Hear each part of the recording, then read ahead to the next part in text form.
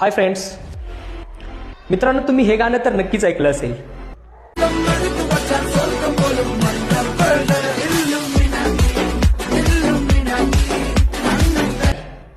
परंतु तुम्हाला माहित आहे का की 18व्या शतकात इल्युमिनाटी नावाची एकमेव खरी संस्था जर्मनीमध्ये अल्प काळासाठी अस्तित्वात होती.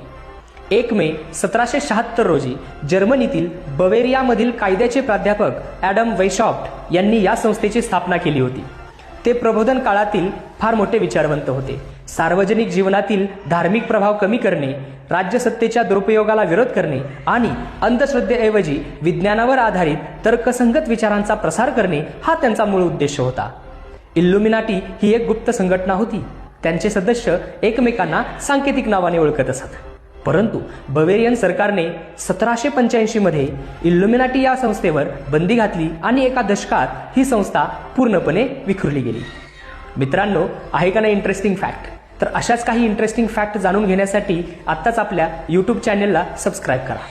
Thank you and bye bye, see you.